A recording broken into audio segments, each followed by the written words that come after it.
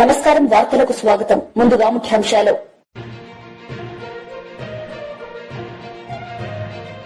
సినీ దర్శకుడు ఆర్జీవీపై కేసు నమోదు. ఆర్జీవీ కోసం గాలిస్తున్న పోలీసులు.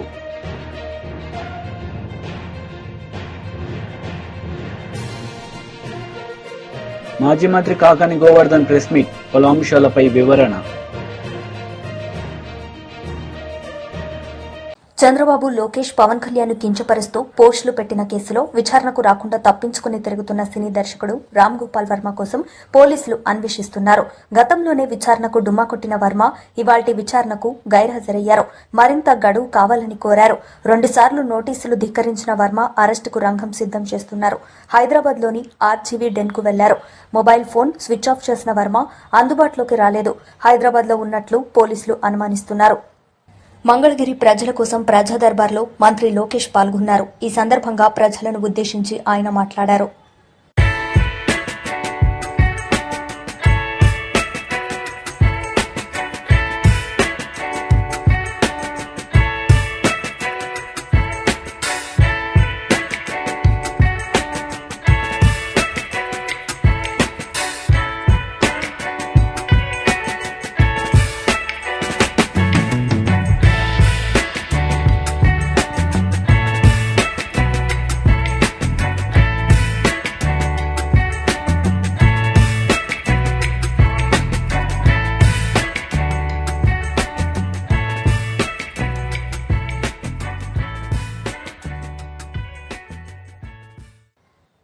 కులగణన కమిషన్ కు 20 డిమాండ్లతో కూడిన వినతి పత్రాన్ని ఎమ్మెల్సీ కవిత అందజేశారు.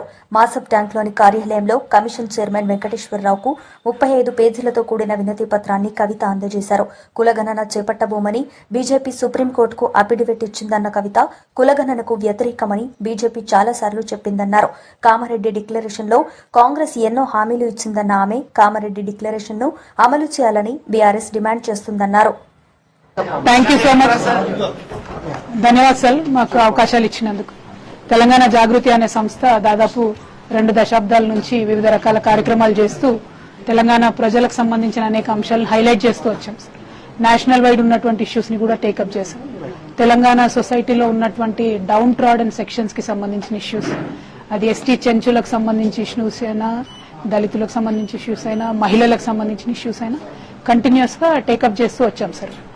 అదే కోవలో మహిళా రిజర్వేషన్ కోసం దేశవ్యాప్తంగా రాజకీయాలలో మహిళలకు రిజర్వేషన్ ఉండాలన్న అంశం మీద ఢిల్లీలో 16 జాతీయ పార్టీలను ఒక దగ్గరికి తీసుకొచ్చి ఢిల్లీలో ఉద్యమాలు చేయడం జరిగింది. ఆ సందర్భంగా మా ముందు ఒక ప్రశ్న వచ్చింది.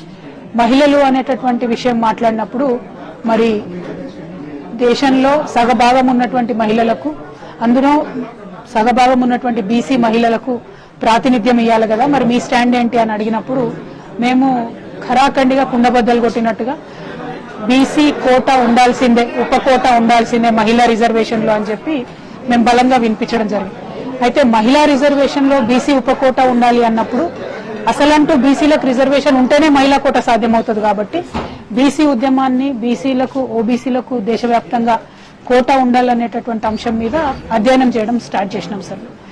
చేసి అంటే వివిధ కమిషన్లు, కాలేకర్ కమిషన్ దగ్గర నుంచి ఇప్పటి వరకు వచ్చినటువంటి తమర్ కమిషన్ తో సహా అన్నిటినీ కూడా కూలంకుషంగా చర్చించి దాంతోపాటు కమ్యూనిటీ ఫీడ్బ్యాక్ దేశవ్యాప్తంగా తీసుకోవాలనేటటువంటి ఒక ఎజెండా పెట్టుకున్నాం సార్.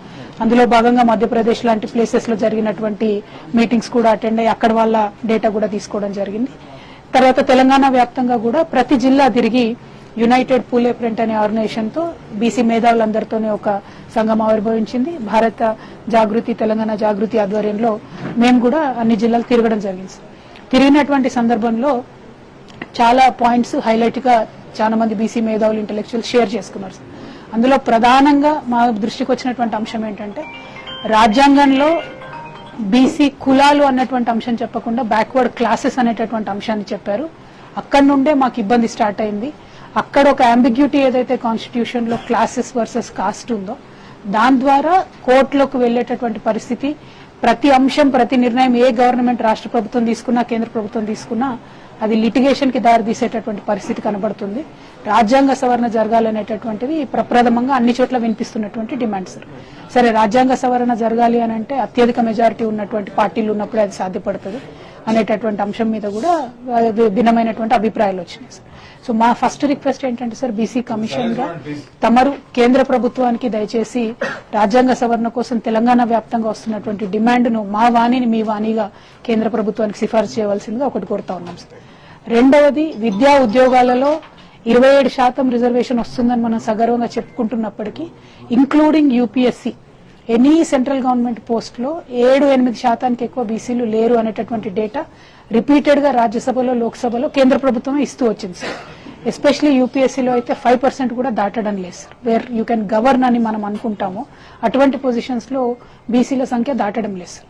సో దానికి పటిష్టమైనటువంటి చర్యలు కేంద్ర ప్రభుత్వం తీసుకెళ్లాలని చెప్పి చేపట్టాలని చెప్పి తమ ద్వారా ఇంకొక సిఫారసు కేంద్ర ప్రభుత్వానికి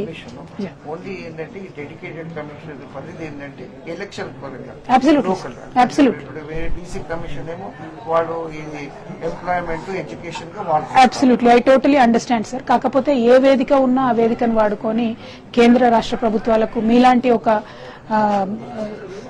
క్వాసి జ్యుడిషియల్ స్టేటస్ ఉన్నటువంటి కమిషన్ చెప్తే ఆ సీరియస్నెస్ వేరుంటుంది కదా సార్.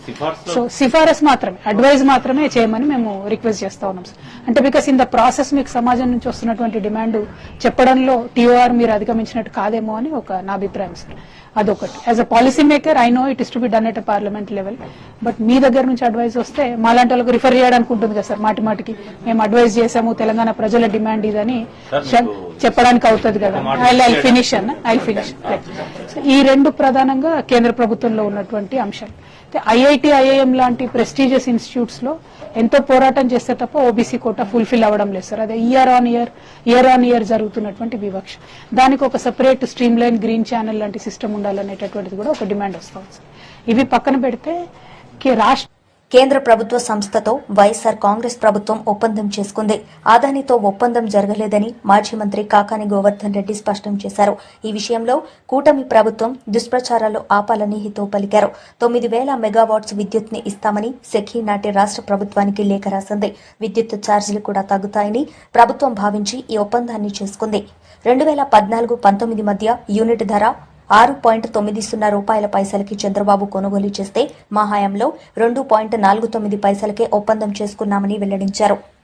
ఇదే చంద్రబాబు నాయుడిని, ప్రతిపక్షాలని, ఈనాడు పేపర్ని, మిగతా మీడియాలని ఒకవేళ ₹2.49 వాళ్ళు కరెంట్ ఇస్తామని చెప్పినప్పుడు దాన్ని తీసుకోకుండా కానీ ఉండుంటే యూనిట్ రేటు ఈరోజు ఏం రాసిన వాళ్ళు మీరు? ఆ రోజు ₹2.49 ఇస్తాననింది అది కేంద్ర ప్రభుత్వ సంస్థ. అయినా మీరు లాలుచిపడి రకరకాలైనటువంటి వాటితో మీరేదో ముడుపులు ఆశించి దానిని తీసుకోలేదు కాబట్టి పెద్ద తప్పు చేశారని చెప్పి గొగ్గోలు పెట్టేటువంటి వాళ్ళు. అంటే మీరు ఏదైనా మాట్లాడతారు, నరవలేనటువంటి నాలుక మడతేసి మాట్లాడతారు, తిప్పి మాట్లాడతారు, తిరగేసి మాట్లాడతారు. చంద్రబాబుకి, తెలుగుదేశం పార్టీకి అలవాటు, ఆనవాయితీ. వాళ్ళ తానా అంటే తందానా అన్నట్టుగా కొన్ని పత్రికలు, మీడియాలు దానిని ఏదో ఒక విధంగా ఈరోజు వాటిని ప్రజల్లోకి ఏ విధంగా దుర్మార్గంగా తీసుకువెళ్ళాలనేటువంటి ఆలోచన. నేను అడుగుతున్నా, ఆ రోజు ఉచితంగా ఇస్తే ఈరోజు మీరు ప్రశ్నిస్తున్నారు. తీసుకోకపోతే ఎందుకు తీసుకోలేదు? ఉచితంగా ఇస్తే దాని వెనక మీకున్నటువంటి ఆంతరం ఏమిటి, ఆలోచన ఏమిటి అని చెప్పి ప్రశ్నించుంటేవాళ్ళు. కాబట్టి ఇటువంటివన్నీ వస్తాయనే రాష్ట్ర ప్రభుత్వం కేంద్ర ప్రభుత్వ సంస్థతో ఒప్పందం చేసుకోవడం అనేటువంటిది ఆనవాయితీ. కాబట్టి ఇది పారదర్శకంగా ఉంటుంది. కేంద్ర ప్రభుత్వం అన్ని విధాలు ఆలోచన చేసి నిర్ణయం తీసుకుంటుంది. అందులో భాగంగా మనకి తక్కువ ధరకే ఇస్తుంది. అన్ని ఆలోచన చేశాం. అటు కేంద్ర ప్రభుత్వం, ఇటు రైతుల ప్రయోజనాలు, తక్కువ రేటు రావడం, డిస్కమ్లకు సంబంధించి ఈరోజు మనం కొనుక్కున్నటువంటి వాటికి సంబంధించినటువంటి దాంట్లో ఎక్కడ ఇబ్బంది లేకుండా ఉంటుంది. అంతే తప్ప అదానీ సంస్థతో నేరుగా ఒప్పందం చేసుకున్నట్టుగానే రాస్తున్నాయి. ఈరోజు ఒకసారి చూద్దాం. చంద్రబాబు నాయుడు గురించి ఈరోజు పేపర్లు రాస్తున్నాయి కదా, ఆయన బ్రహ్మాండమైనటువంటి సంస్కరణకర్త, సంస్కరణలకు ఆద్యుడు అని చెప్పి మాట్లాడుతున్నారు. సారి 2014-2019 మధ్య ఆంధ్ర రాష్ట్రంలో ఎంత చెల్లించాడు చంద్రబాబు నాయుడు ముఖ్యమంత్రిగా ఉన్నప్పుడు? సగటు యూనిట్కి సగటు రేటు ₹5.10 చెల్లించాడు. అవునా కాదా చెప్పానండి? ఈనాడు పత్రికను చెప్పానండి, చంద్రబాబు నాయుడిని చెప్పానండి, తెలుగుదేశం పార్టీని మాట్లాడమనండి. ఆ రోజు మీరున్నటువంటి హయాంలో 2014-2019 మధ్య మీరు కొనుగోలు చేసినటువంటి యూనిట్ రేట్ ఎంత, విద్యుత్ యూనిట్ ధర ఎంత? ₹5.10 కాదా? అటువంటిది ఈరోజు ₹2.49 వస్తే ప్రభుత్వానికి దాదాపుగా ₹2.61, ఈరోజు ₹2.60 ప్రభుత్వానికి ఆదాయం వస్తుంటే దాని మీద రకరకాలైనటువంటి కథనాలు మాట్లాడతా 2014-19 మధ్య ఉన్నవాడు ఎవరు?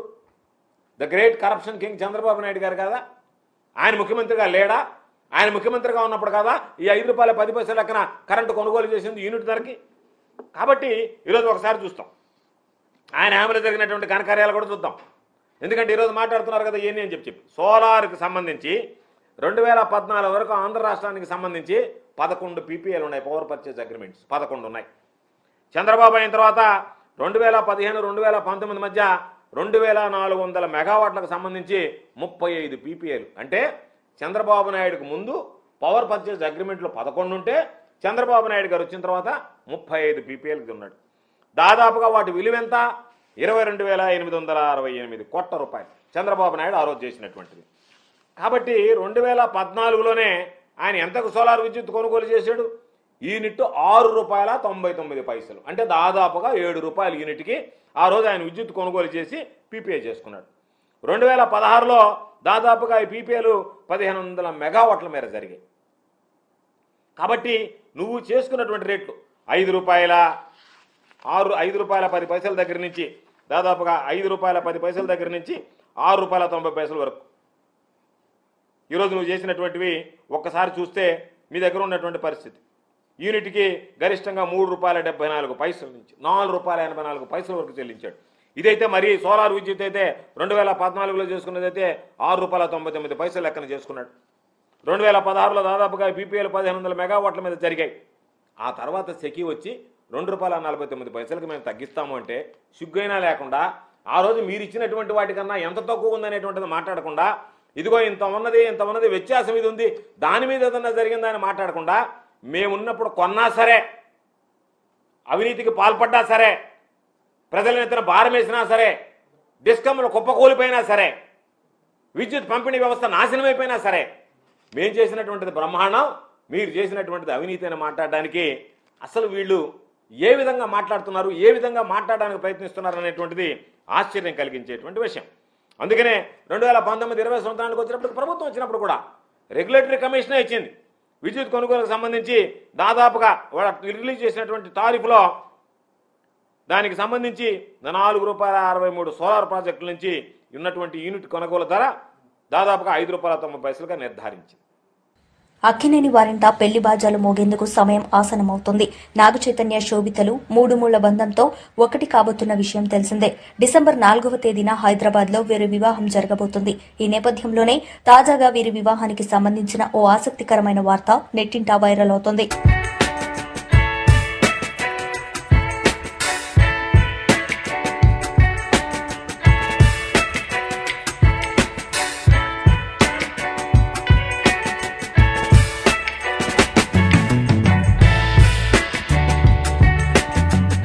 దేశీయ స్టాక్ మార్కెట్ సూచీలు భారీ లాభాల్లో ప్రారంభమయ్యాయి. అంతర్జాతీయ సంకేతాలు మహారాష్ట్రలో ఎన్డీఏ విజయం సహా గత వారం నష్టాల నుంచి కొంత రికవరీ కనిపించడంతో సూచీలు సానుకూలంగా స్పందించాయి. సెన్సెక్స్ 1260 పాయింట్లు పెరిగి ఆ తర్వాత కాస్త దిగొచ్చింది.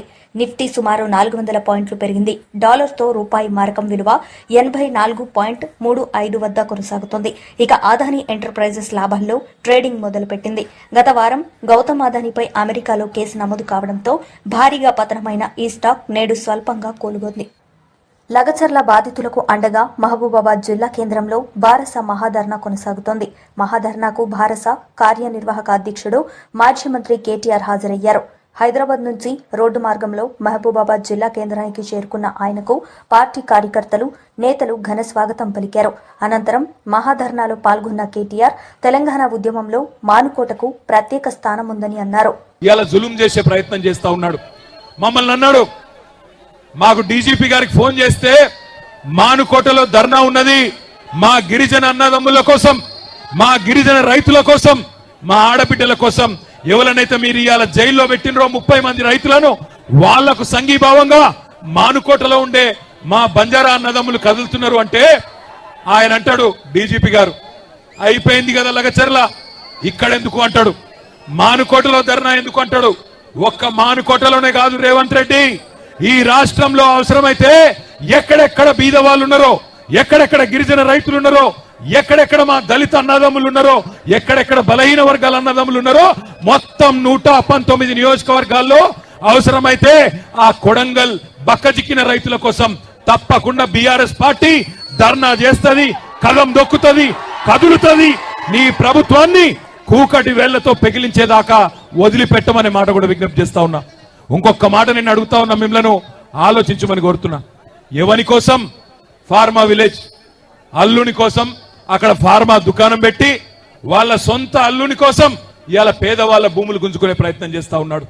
ఈ ముఖ్యమంత్రి పేదోళ్ళ కోసం పనిచేస్తలేడు. అదాని కోసం, అల్లుని కోసం, అన్నగాని కోసం, తమ్ముడి కోసం, వాళ్ళ కోసం తప్ప రాష్ట్రంలో రైతుల కోసం గాని పేదవాళ్ళ కోసం గాని ఈ ముఖ్యమంత్రి పనిచేస్తలేడు. ఒక్కసారి ఆలోచించండి. ఇంకో 10 రోజులైతే సంవత్సరం నిండుతుంది రేవంత్ రెడ్డి ప్రభుత్వం కూర్చొని. ఏం చెప్పిండు అన్నాడు? యాదకొండల మీ అందరికీ మహబాద్కి వచ్చి ఇవాళ ఇక్కడున్న ఎమ్మెల్యే, డోర్నకల్ ఎమ్మెల్యే, అదేవిధంగా మహబాద్ జిల్లాలోని ఇల్లెందు ఎమ్మెల్యే సమాధానం చెప్పాలా? మీరే కదా ఇంటింటికి వచ్చింది, మీరే కదా గల్లీ గల్లీ తిరిగింది. 6 గ్యారంటీలు అన్నారు, 100 రోజుల్లో అమలు చేస్తామన్నారు, పేదవాళ్ళకు అండగా నిలబడతామన్నారు. ఏ ఒక్క హామీ అన్న అమలు అయిందా? ఒక్కసారి చెప్పవలసిందిగా కోరుతా ఉన్నా. కేసీఆర్ ఉన్నప్పుడు రైతు బంధు పడుతుండేనా? పడుతుండే అంటే ఎస్ అనాలే. పడుతుండేనా? కేసీఆర్ ఉన్నప్పుడు రైతు బంధు టైంకి పడుతుండేనా? రైతు బీమా వస్తుండేనా? 24 గంటల కరెంట్ వస్తుండేనా? మరి రేవంత్ రెడ్డి వచ్చినాక వస్తున్నాయా? రైతు బంధు ఎగ్గొట్టిండా? రైతు బీమా బంధు పెట్టిండా? బోనస్ బోగస్ అయిందా? ఆడబిడ్డలకు చెప్పిండు కదా నెలకు 2500 ఇస్తానని వచ్చినాయా? మహాలక్ష్మి అన్నాడు, మహారాష్ట్రలో కూడా తన్నులు తిన్నాడు. మహారాష్ట్ర పోయిండు, అక్కడ ఆడబిడ్డలు కూడా బుద్ధి చెప్పారు.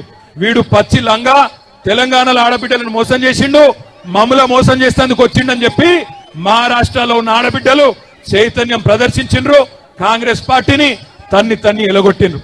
నేను మిమ్మల్ని కోరేది ఒకటే, మానుకోటలో ఇక్కడికి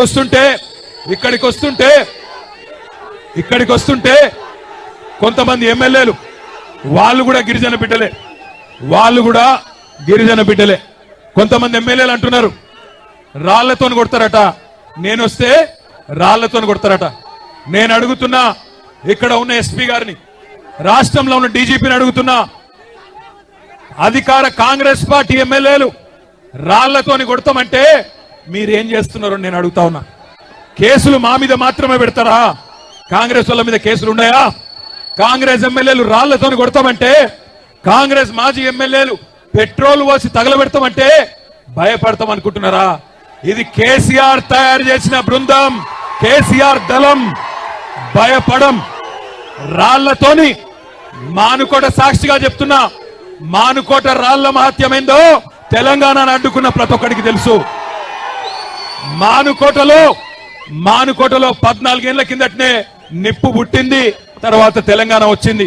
ఇవాళ మీరు వద్దంటే కోర్టుకు పోయినాం, మీరు పర్మిషన్ అంటే కోర్టుకు పోయి కోర్టుకెళ్లి పర్మిషన్ తెచ్చుకున్నాం.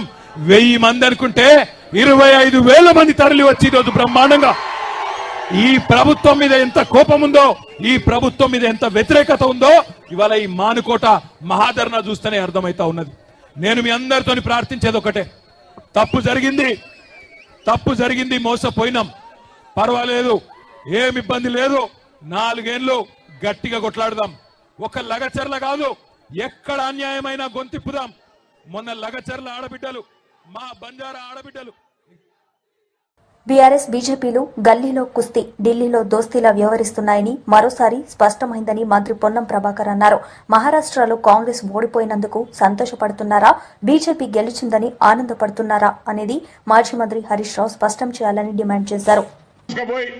పక్కనున్నటువంటి హోటల్ టూరిజం ప్లాజాల మొత్తం మహారాష్ట్ర నాయకులతో నింపి మొత్తంగా టీఆర్ఎస్ ను బీఆర్ఎస్ గా మార్చి మొత్తం మహారాష్ట్రలో కూడా రాజ్యం వెళ్తున్నటువంటిగా మాటలు మాట్లాడే మాట వాస్తవమా కాదా? అటువంటి వాళ్ళు ఎన్నికలు 1 సీటుకు పోటీ చేయకపోయి, 1 సీటు గెలవకపోయి, కానీ కాంగ్రెస్ ఓడిపోతే ఏమో సంతోషపడుతున్నారు. నాకు అర్థమవుతలేదు. బీజేపీ గెలిచేందుకు సంతోషమా, కాంగ్రెస్ ఓడిపోయినందుకు సంతోషమా? స్పష్టం చేయాలని కోరుతా ఉన్నా. సోదరు హరీష్ రావు గారు రాత్రి కలిసి ఒక ప్రోగ్రామ్ లా నేను హుజరాబాద్ ఏం చెప్పిపోయినో నేను కూడా ఇలా వచ్చి చెప్పాల్సి వస్తుంది. నిన్ననే చెప్పిన. నేను అడుగుతానా ఈ వేదిక ద్వారా, మహారాష్ట్ర ఎన్నికల్లో భారతీయ జనతా పార్టీ గెలిచినందుకు సంతోషపడుతుండ్రా, కాంగ్రెస్ పార్టీ ఓడిపోయినందుకు సంతోషపడుతురా? స్పష్టం చేయమని సందర్భంగా డిమాండ్ చేస్తా ఉన్నా. భారతీయ రాష్ట్ర సమితి, భారతీయ జనతా పార్టీ ఒకటే, ఢిల్లీలో కుస్తీ గల్లీలో దోస్తీ అని మేము చెప్పింది మళ్ళొక్కసారి నిజమైందా లేదు. ఎందుకంటే ఎన్నికలకు ముందు బూటక వాగ్దానాలు చెప్తారు. మహారాష్ట్రలో కాంగ్రెస్ కోటేదని పిలుపునిచ్చారు, ఢిల్లీకి పోయి పిలుపునిచ్చారు. అటువంటి వాళ్ళు ఇలా పార్లమెంట్ ఎన్నికల్లో భారతీయ జనతా పార్టీకి మద్దతునిచ్చి 0 సీట్లు తెచ్చుకున్న వాళ్ళు ఇలా కాంగ్రెస్ పార్టీ గురించి మాట్లాడుతుంటే నేను అడుగుతా ఉన్న వాళ్ళను, మీరు భారతీయ జనతా పార్టీకి బి టీం కాకపోతే ఏమవుతారని అడుగుతా ఉన్నాం. ఇలా వార్తలు ముగించే ముందు ముఖ్యాంశాలు మరోసారి. సినీ దర్శకుడు ఆర్జీవీపై కేసు నమోదు. ఆర్జీవీ కోసం గాలిస్తున్న పోలీసులు.